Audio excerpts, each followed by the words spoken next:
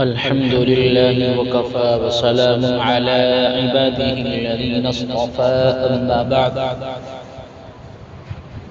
فأعوذ بالله من الشيطان الرجيم بسم الله الرحمن الرحيم أتى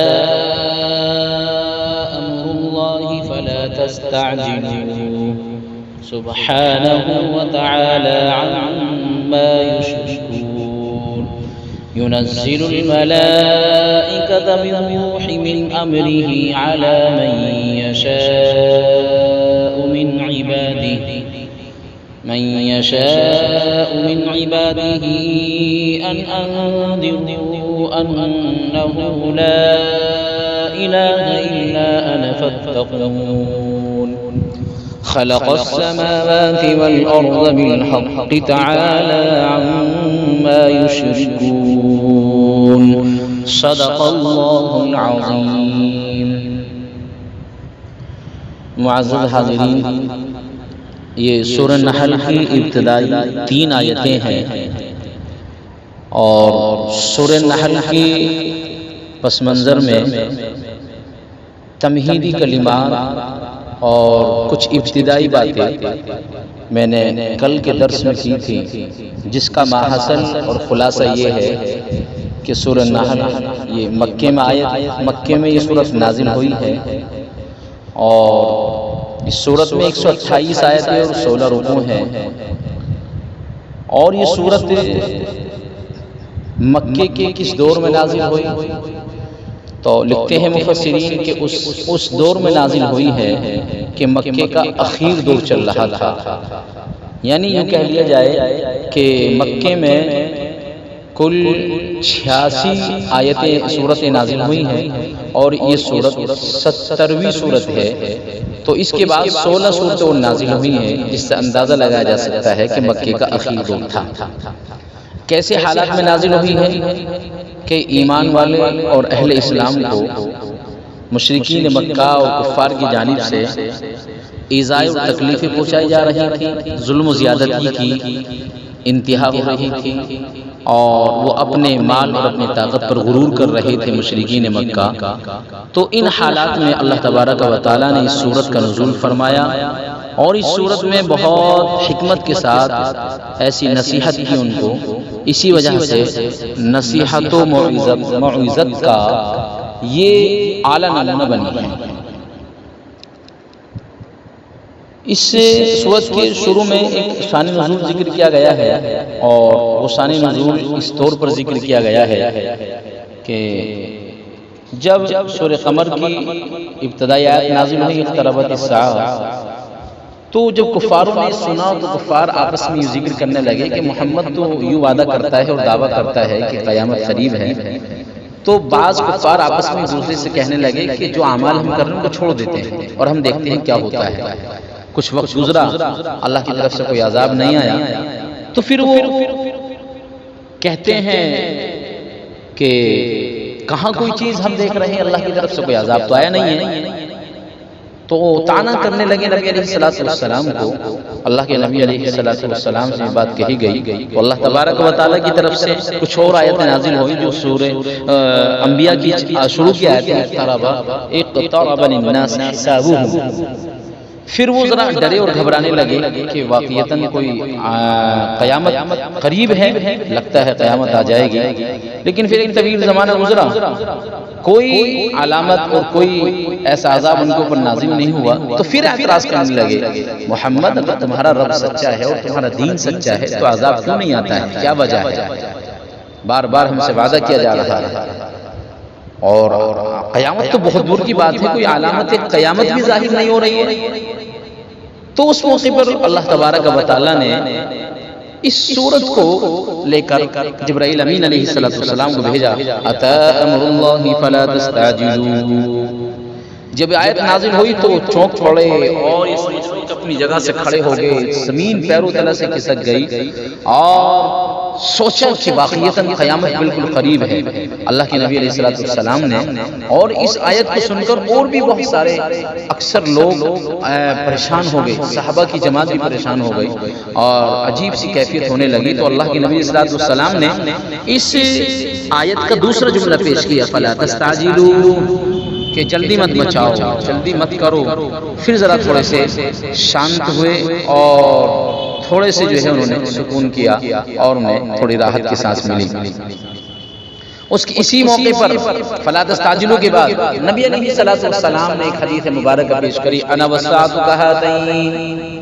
اللہ کے نبی علیہ السلام بعثت انا والساعۃ کہاتین، اللہ کے نبی علیہ السلام نے فرمایا کہ میں اور قیامت یہ بالکل دو انگلیوں کی طرح ہے، بہت قریب ہے. یہ دونوں انگلی اللہ کے نبی علیہ السلام نے اشارہ کر کے بتائی، شہادت کی انگلی اور اس کے بیچ والی انگلی، دونوں انگلیوں کے درمیان جو فاصلہ ہے اتنے قریب ہے میں اور قیامت. یعنی اللہ کے نبی علیہ السلام یہ بتلانا چاہتے ہیں کہ قیامت بالکل قریب ہے. اور روایت میں آتا ہے اللہ کے نبی علیہ السلام نے اپنی انگلیوں کی جانب اشارہ کر کے بتلایا. تو اس آیت اس سورت کی شروع میں شان نزول ذکر کیا گیا ہے. اب سمجھیے جو ابتدائی آیت ہے، اتی امر اللہ فلا تستعجلوا، اللہ تبارک و تعالیٰ نے اس آیت کو کوئی خاص تمیز سے ذکر نہیں فرمایا اس آیت کا، بلکہ ایک ایسی شدید وعید اور ایسی شدید وعید اور ایسی ہیبتناک عنوان سے اللہ تبارک و تعالیٰ نے اس سورت کی ابتدا کری ہے. اور اس کی وجہ یہ ہے کہ منکرین چونکہ تکذیب اور شرارت بار بار کرتے تھے اور طعن و تشنیع کرتے تھے نبی علیہ السلام پر، تو اللہ تبارک و تعالیٰ نے اسی لیے ایک ہیبتناک عنوان سے اس آیت کی ابتدا فرمائی ہے. اور کہا اللہ تبارک و تعالیٰ نے کہ جس چیز کا تم مطالبہ کرتے ہو آیا ہی چاہتا ہے، یعنی بالکل قریب ہے آنے کے. جو آیا ہی چاہتا ہے اس کو کہہ لیا جاتا ہے کہ آ گیا، اس کا آنے کا بالکل یقین کر لیا جاتا ہے. تو اسی وجہ سے اللہ تبارک و تعالیٰ نے فرمایا کہ وہ حکم اللہ کا آتا ہے اور آیا ہی چاہتا ہے. فَلَا تَسْتَعْجِلُوا، اور یہ سمجھو کہ آپ جو شرارت کر رہے ہو، تکذیب کر رہے ہو، اور یہ جو بار بار آپ مطالبہ کر رہے ہو، سوچو کہ یہ جو تمہیں تھوڑی بہت مہلت مل رہی ہے اس کو فضول چھیڑ خانی میں ضائع مت کرو بالکل، بلکہ اپنی مشرکانہ روش پر غور کرو اور سوچو کہ اللہ تبارک و تعالیٰ کے ساتھ جو تم دوسری چیزوں کو شریک کرتے ہو یہ تم کتنی بڑی غلطی کر رہے ہو.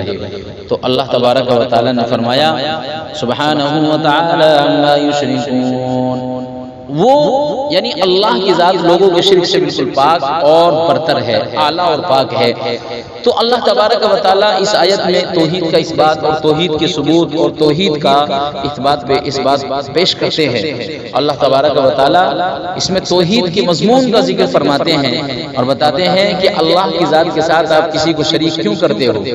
لکھا مفسرین نے کہ شریک کرنے کی دو وجہ ہوتی ہیں، سازی کی دو وجہ ہوتی ہیں. ایک تو یہ کہ ایک آدمی خود اپنے طور پر کام انجام نہیں دے سکتا تو لہذا دوسرے کو مدد کی ضرورت پڑتی ہے، دوسرے کو اپنا شریک بنا لیا جاتا ہے.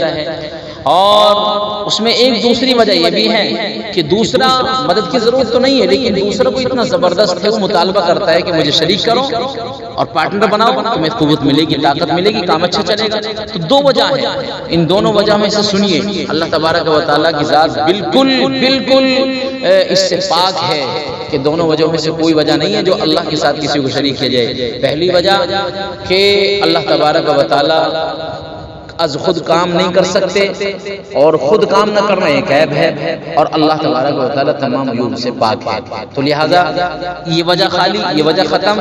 اور دوسری وجہ یہ کہ جو مشرکین جن مخلوقات کو یعنی دوسرے معبودوں کو اپنے ہاتھوں سے تراشے بتوں کو جو اللہ کے ساتھ شریک کرتے ہیں وہ اللہ کی ذات سے پاک اور برتر نہیں ہو سکتے ہیں، بلکہ اللہ پاک ان سے بے حد و حساب برتر و بالا ہے. اللہ تبارک و تعالیٰ بے حد و حساب برتر و بالا اور پاک ہے.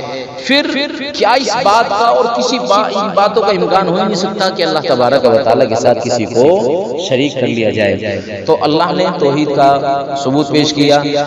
فرماتے ہیں اللہ تبارک و تعالیٰ اتی امر اللہ فلا تستعجلوا سبحانہ و تعالی عما یشرکون، اللہ تبارک و تعالیٰ کا حکم آ پہنچا سو تم اس میں جلدی مت بچاؤ، وہ لوگوں کے شرک سے پاک ہے اور اللہ بالکل برتر ہے. نزل الملائکۃ بالروح من امره على من يشاء من عباده ان انذروا انه لا اله الا انا فاتقون۔ اس آیت میں بہت جامعیت کے ساتھ 4 باتوں کا ذکر ہے اور بہت مختصراً میں ان 4 باتوں پر آپ حضرات کے سامنے روشنی ڈالوں گا۔ اور اس آیت میں یہ سمجھ لیجئے کہ توحید کے مضمون کے بیان کے ساتھ ساتھ اسی کے ضمن میں اللہ تبارک و تعالی یہ نبوت اور رسالت کے مسئلے کو بھی رکھتے ہیں۔ اور کیوں کہ منکرین کے لیے نبوت اور رسالت کا مسئلہ بھی ناقابل تسلیم تھا، وہ بالکل مانتے نہیں تھے۔ اعتراض یہ کہ محمد رسول اللہ کو پیغمبر رسول کیوں بنا دیا گیا؟ مشرکین مکہ کہہ رہے ہیں کہ طائف مکہ کی زمین اور اس پر بڑے بڑے سردار ہیں کہ سب کے سبھی ختم ہو گئے اور اللہ تبارک و تعالیٰ کو صرف محمد بن عبداللہ ہی ملا تھا کہ پیغمبر بنا دیا جائے۔ تو تعجب، سوال، ان کا اعتراض، اللہ تبارک و تعالیٰ ان کا اس بات میں اس سورت کے اندر جواب دیتے ہیں اور 4 باتوں بڑی جامعیت کے ساتھ ذکر فرماتے ہیں۔ پہلی بات، اللہ تبارک و تعالیٰ کو بالکل ضرورت نہیں ہے، قطعاً ضرورت نہیں ہے کہ آپ سے کوئی مشورہ لیا جائے کہ پیغمبر کس کو بنانا، نبی رسول کس کو بنانا۔ آدم سے لے کر محمد تک جتنے پیغمبر آئے ہیں، کسی بھی نبی اور رسول کے لیے اللہ نے کسی سے مشورہ نہیں کیا کہ ہاں میں اس کو پیغمبر بناؤں یا نہ بناؤں، میں اس کو رسول بناؤں یا نہ بناؤں۔ اللہ ایسے قادر مطلق ہیں، جس کو چاہے اللہ تبارک و تعالیٰ جو ہے بنا دیتے ہیں۔ یہی رہے کہ اللہ نے محمد سے لے کر اور آدم تک ہر ایک نبی کو اپنی مرضی سے بنایا، کسی کا زور جبر نہیں، کسی کا کوئی مشورہ نہیں اور کوئی ان کا ساجی بھی نہیں ہے اس معاملے میں۔ تو لہذا ایک پہلی بات تو جامعیت کے ساتھ یہ ذکر فرمائی کہ اللہ نے جو محمد کو رسول اور پیغمبر بنا کر بھیجا ہے، اللہ قادر مطلق ہیں، اللہ کو تمہاری مشورے کی ضرورت نہیں۔ دوسری بات، نبوت کی ضرورت کی طرف بھی اشارہ کیا ہے۔ اہل مکہ کا اعتراض تھا کہ معاشی ضرورتوں کے لیے اور دنیاوی ضرورتوں کے لیے ہماری میں کوئی پیغمبر نبی نہیں آیا، بلکہ اللہ نے ہمیں عقل دی ہے، ہم اسی عقل کی بنیاد پر اپنی دنیاوی ضرورتوں کو پہچان لیتے ہیں اور معاشی ضرورت کا اپنی عقل کی بنیاد پر ہی معلوم کر لیتے ہیں۔ تو لہذا اس سلسلے میں ہمارے کسی کی رہنمائی کی ضرورت بھی نہیں ہے اور نہ ہماری رہنمائی کری ہے۔ پیغمبر کو ہمارے اس کام کے لیے نہیں بھیجا گیا، تو ہم اپنی عقل کی بنیاد پر معاشی ضرورتوں کو معلوم کر لیتے ہیں۔ اسی طرح دینی ضرورت کے لیے بھی ہمیں کسی کی رہنمائی کی ضرورت نہیں ہے، ہم اپنی عقل کی بنیاد پر دینی ضرورت کو معلوم کر سکتے ہیں۔ اللہ تبارک و تعالیٰ جواب دیتے ہیں اور فرماتے ہیں دینی ضرورتوں کو دنیاوی ضرورتوں پر قیاس کرنا یہ صحیح بات نہیں ہے۔ تمہاری جو دینی ضرورت ہے یعنی ہدایت، وہ معاملات میں سب سے اہم معاملہ ہے، کیونکہ تمہاری پیدائش کا مقصد اللہ تبارک و تعالیٰ نے کیا رکھا؟ اللہ کی عبادت۔ وما خلقت الجن والانس الا لیعبدون۔ تو اللہ نے جنات اور انسان کو صرف اسی لیے پیدا کرا ہے کہ اللہ کی عبادت کریں۔ تو ہدایت جو ہے، ہدایت وہ ایک اہم مقصد ہے اور باقی ساری چیزیں وسائل ہیں۔ وسائل میں اگر کوئی خلل رہ جائے اور وسائل میں اگر کوئی کمی رہ جائے تو غیر مقصود چیزوں میں خلل ہے، کوئی حرج نہیں ہے۔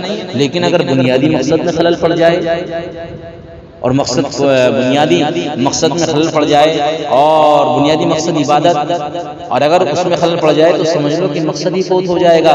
اس لیے انسان کی دنیاوی ضرورتوں اور معاشی ضرورت کے بیان میں تو اللہ تبارک و تعالیٰ نے کوئی نہیں بھیجا ان کو اس چیز کے لیے، بلکہ انسان کو بخشی، اللہ نے عقل دی، فہم و فراست دی اور اللہ تبارک و تعالیٰ نے ذہن دی، عقل دیا، تو لہذا اس کی بنیاد پر معاشی ضرورتوں کو معلوم کر سکتا ہے۔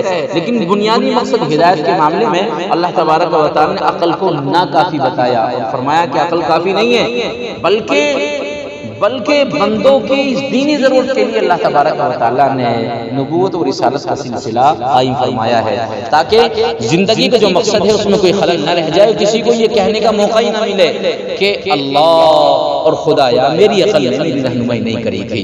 تو اس شک اور شبے کو ختم کرنے کے لیے اللہ تبارک و تعالیٰ نے پیغمبر کے سلسلوں کو پیغمبر کو شروع فرمایا اور اسی لیے 1,24,000 انبیاء کرام علیہ السلام کو اللہ نے دنیا پر بھیجا۔ 2 باتیں۔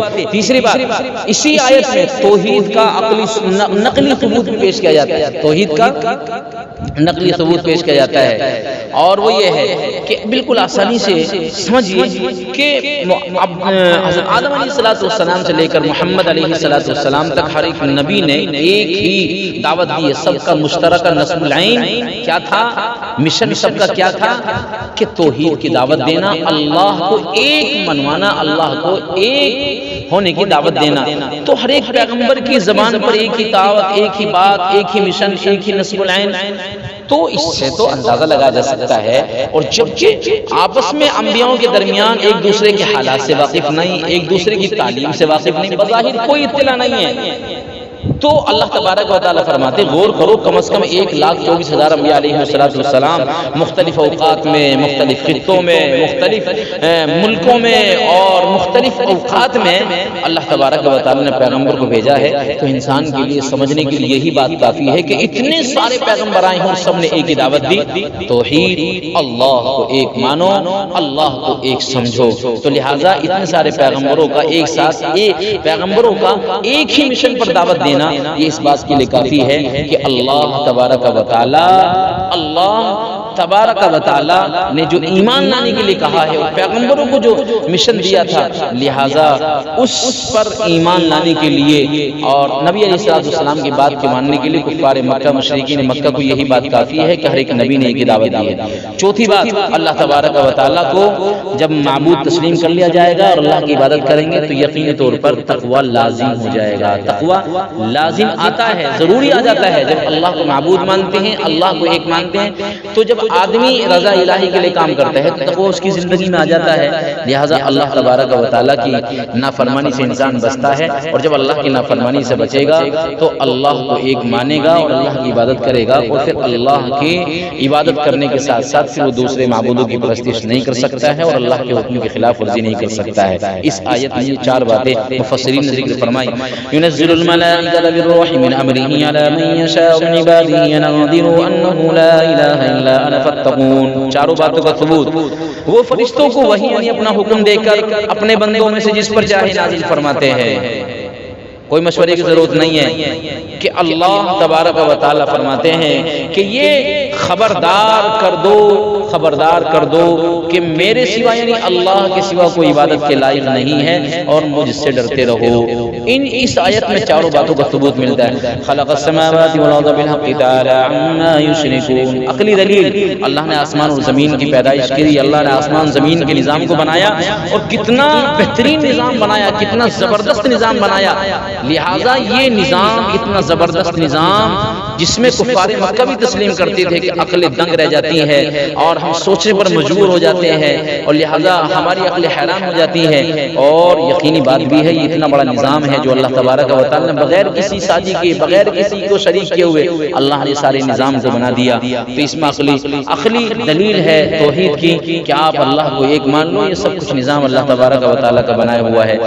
خلق السماوات والارض بالحق تعالی عما یشرکون، آسمانوں کو اور زمین کو اللہ نے حکمت سے بنایا، وہ ان کے شرک سے بالکل پاک اور برتر ہے۔ لہٰذا اللہ تبارک و تعالیٰ کا کوئی ساجی نہیں ہو سکتا، کوئی شریک نہیں ہو سکتا۔ اللہ تبارک و تعالیٰ تنہا ہے اور اللہ یکتا ہے، اسی لیے اللہ ہر ایک چیز کے مالک ہیں، نفع و نقصان اللہ کے ہاتھ میں ہے، اور ان کے بنائے ہوئے معبود ہاتھوں سے پرستش اور اپنے ہاتھوں سے تراشے ہوئے معبود وہ نہ نفع کے مالک ہیں، نقصان کے مالک ہیں، بلکہ سب کچھ اللہ کے ہاتھ میں ہے۔ انسانوں کے جو گھڑے ہوئے خدا ہوتے ہیں، اور انسانوں نے جو اپنے ہاتھوں سے تراشے ہوئے معبود ہیں، لہذا وہ نہ کسی کا کسی کا کچھ بنا سکتے ہیں، نہ کسی کا کچھ بگاڑ سکتے ہیں۔ تو یہ سورہ نحل کی ابتدائی 3 آیتیں تھیں جن کا ترجمہ اور تشریح اور تفسیر میں نے آپ کے سامنے رکھی ہے۔ اللہ تبارک و تعالیٰ سے دعا فرمائیں کہ اللہ ہمیں عمل کی توفیق عطا فرمائے، اللہ قرآن سے سچی محبت اور قرآن سے سچی الفت پیدا فرمائے۔ وما علینا الا